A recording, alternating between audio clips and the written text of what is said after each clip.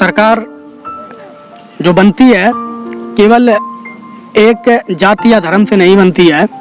आप SC, ST और OBC की बात कर रहे हैं, जबकि आपके SC, ST, OBC के ही MLA, MP, मंत्री बने हुए हैं और वहाँ चुप्पी साध लेते हैं। ये बात आप अपने लोगों को क्यों नहीं समझाते हैं? सरकार को क्यों घेरते हैं आप? इस पर मैं आपको एक बस छोटा सा सटीक जवाब दूंगा। नमस्कार, आपके साथ मैं विनय हूँ और आप देख रहे हैं VR1 न्यूज़। उत्तर प्रदेश के औरैया जिले के मुख्यालय ककोर में अभी हम मौजूद हैं।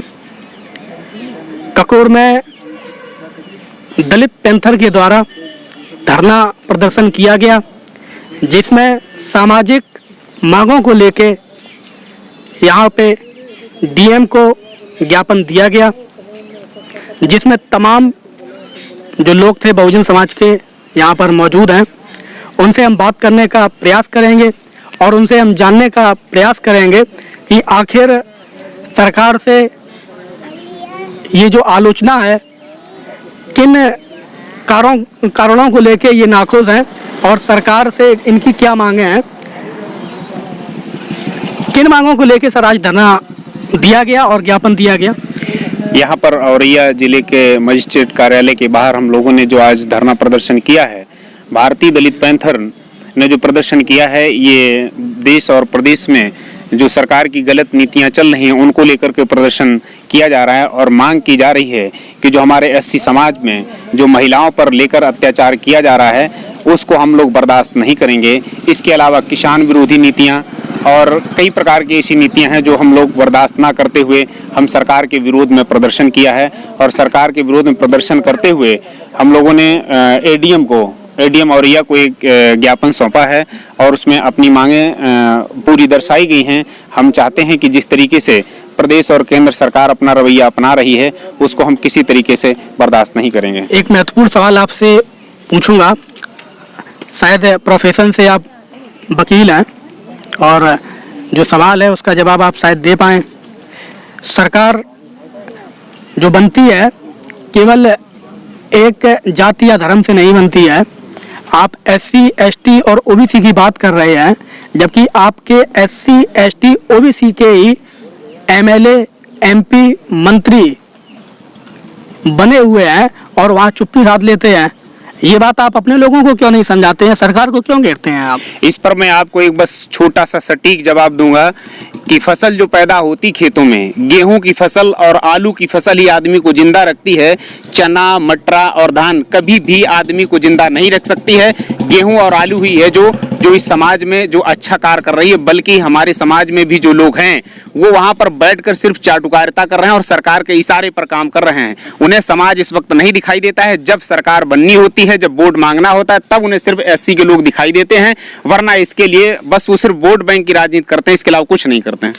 आप की बात ठीक है, लेकिन जो लोग वहाँ बैठे हुए हैं उन लोगों के खिलाफ आप धरना प्रदर्शन, उनका घर क्यों नहीं घेरते हैं आप?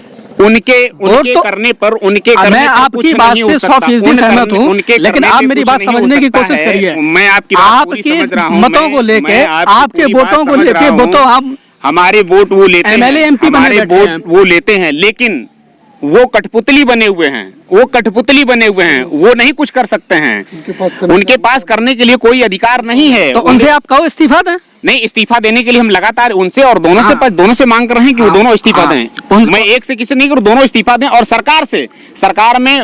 सरकार में दोनों लोग हैं, SC के लोग हैं, OBC के लोग हैं, सवर्ण हैं, सभी लोग सरकार में। मैं सभी से ही मांग करता हूं कि आप अगर सरकार चला सकते हैं तो चलाएं, वरना आप सरकार को इस्तीफा दें। भाई सरकार तो कुर्सी मेज समझो आप, वो तो मेज है और चारों उस पे खड़ी हुई है, तो आपको अपने जो लोग हैं उनका घर घेरना चाहिए। हम आपको बता दें, आप बोलते हैं कि हम आपको संविधान के दायरे में रहते हुए बता दें कि 4 स्तंभ होते हैं सरकार को चलाने के लिए, और चारों स्तंभ इस वक्त ध्वस्त हैं और ध्वस्त इस तरीके की हैं कि उसको बस तानाशाही से चलाया जा रहा है। कोई भी पाया आप इस वक्त सलामत ना समझें। और अगर जो इस तरीके से चलता रहेगा, हमारा भारतीय दलित पैंथर उत्तर प्रदेश ही नहीं पूरे देश में आंदोलन करने को तैयार है और पूरा आंदोलन हमारा जोर जबरदस्ती से चलेगा और हम लोग जेल जाने के लिए तैयार भी रहेंगे। अगर जो जेल जाने के लिए कमी पड़ेगी तो हम, हमारे बच्चे, हमारी महिलाएं पूरा जेल भरेंगी। जेल भरो आंदोलन हम चलाएंगे अगर सरकार अपने इशारे पर काम करती रहेगी। संतोष साहब, आप बताइएगा जी, ये जो भाई कुर्सी है, मेज है, ये कोई केवल एक के बोर्ड से तो टिकी नहीं हुई है, उसमें आपके ज्यादा पिलर लगे हुए हैं उसको स्तंभ बनाने में, तो आपके लोगों की जिम्मेदारी तो ज्यादा हुई ना। अपने लोगों के खिलाफ मेरे 128 सांसद हैं, शायद अगर 128 सांसद इस्तीफा दे दें सरकार भरभरा के गिर जाएगी। सरकार की कोई अहमियत नहीं है, लेकिन मेरे लोगों को के मुंह में टेप लगा दिया गया है। मेरे लोगों के मुंह में टेप लगा हुआ है और उस टेप के वजह आवाज उनकी निकल नहीं पाती है। वजह ये है। तो उनका टेप या तो हटवा दीजिएगा या तो कुर्सी बदलवा दीजिएगा। वो बदल जाएगा है? आने वाला समय। आप हमेशा धरना देते रहते हैं सरकार को, क्यों? हम तो कहेंगे बेवजह आप कोसते हैं उनको। बताइए प्रोफेसर साहब, गलत बोल रहे हैं। अपने लोगों के विरोध में आप ही के लोग खड़े हैं। सबसे बड़ी बात जिम्मेदारी किसकी है? जो सरकार में है, सरकार की जिम्मेदारी है व्यवस्था को बनाना। ठीक है, आप देखिएगा अजीत बल, उनका एक एजेंडा है, उनका एक एजेंडा है, वो तो अपना एजेंडा चलाएंगे कि नहीं? ऐसा ना एजेंडा चलाएं, आपके लोगों को ये बात समझनी चाहिए। वैधानिक आधार पे एजेंडा चलाएं तो कोई दिक्कत नहीं होती है। आप कह रहे हैं कि जो हमारे लोग हैं वो ऐसा काम नहीं करते हैं। आप अजीत मल का उदाहरण उठाकर देख लीजिए। जो भी सत्ता में गया, जनता ने सबक सिखाने का काम किया। चाहे वह रेखा छागला, उनका नाम खत्म हो गया, वर सिंह अंबाडी थे, उनका नाम भी खत्म हो गया, सरकार में दोबारा नहीं आ पाए। मदन सिंह गौतम पे वो भी चले गए, अशोक दोहरे चले गए। तो हम लोग सबक सिखाने का काम करते हैं, जब समय आता हम सबक सिखाते हैं। और आप ये उदाहरण देख सकते हैं और फिर मौका मिलेगा फिर सबक। आपके अलावा भी मैं जो नेशनल या इंटरनेशनल जो प्रेसिडेंट है, मैं उनसे भी यही बात रखता हूँ कि आप सरकार का अकेले विरोध कर रहे हैं। ठीक है, आपकी अपनी बात, लेकिन ये कुर्सी जो टिकी है केवल आपके उससे तो टिकी नहीं है। उनका तो काम है, वो तो अपनी बात रखेंगे, वो तो होता रहता है हमेशा। लेकिन आपको अपने लोगों को भी तो कहना चाहिए। सबके लिए है, अपने पराये सबके लिए है, क्योंकि कोई भी हो जो सत्ता में होगा उससे यही उम्मीद रहती है कि वो वैधानिक आधार पर सबके साथ समानता शुद्धता की भावना पर काम करे। आज किन मांगों को लेके आपके द्वारा धरना प्रदर्शन और आपके संगठन के द्वारा, आपके लोगों के द्वारा ज्ञापन दिया गया? आज हमारी 6 सूत्रीय मांगों को लेकर ज्ञापन दिया गया। महिलाओं पर हो रहे अत्याचारों की निष्पक्ष जांच कराकर दोषियों को दंडित किया जाए। दूसरी मांग हमारी है हाथरस मनीषा मामले में साक्ष्य मिटाने के आरोपी जिलाधिकारी व एसपी को अभियुक्त बना करके मुकदमा पंजीकृत किया जाए, क्योंकि उन्होंने दिन रात सरकार के सहारे पर साक्ष्य मिटाने का काम किया है। तीसरी मांग है उत्तर प्रदेश में कानून का राज कायम करने में नाकाम सरकार को तुरंत बर्खास्त किया जाए, यह राष्ट्रपति महोदय से हमारी मांग है। चौथी मांग है कि सरकार सब कुछ बेचने में तैयार है तो निजीकरण समाप्त किया जाए। पांचवी मांग है आरक्षण के साथ किसी प्रकार की छेड़छाड़ ना की जाए। और हमारी छठवीं मांग है SC ST OBC के खाली कोटे को बैकलॉग विज्ञापन जारी कर पूरा किया जाए। आगामी किसी प्रोग्राम के बारे में बताना चाहेंगे?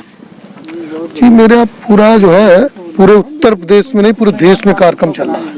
अभी आगामी कोई ऐसा प्रोग्राम हो जो आपका ऑर्गेनाइज होने वाला? 25 अक्टूबर को हमारा जो है धम्म दीक्षा समारोह अम्बेडकर मेला पुखराया में वो जारी होने वाला है 25 अक्टूबर को। तो ये थे भारतीय दलित पैंथर के प्रदेश महासचिव, जिला अध्यक्ष और एडवोकेट एसोसिएशन जो है अधिवक्ता हमारे साथ में थे। और जो 6 सूत्रीय मांगों को लेके आज जिलाधिकारी कार्यालय में इनके द्वारा ज्ञापन दिया गया, जिसको लेके आज यहाँ पे तमाम लोग मौजूद थे, जिसको लेके प्रशासन और शासन का भी यहाँ पे इंतजाम किया गया और लगातार उन्होंने भी अपनी जिम्मेदारी निभाई। हमसे जुड़ने के लिए और हमारी खबरों से जुड़ने के लिए VR1 न्यूज़ पर विजिट करते रहिए। धन्यवाद।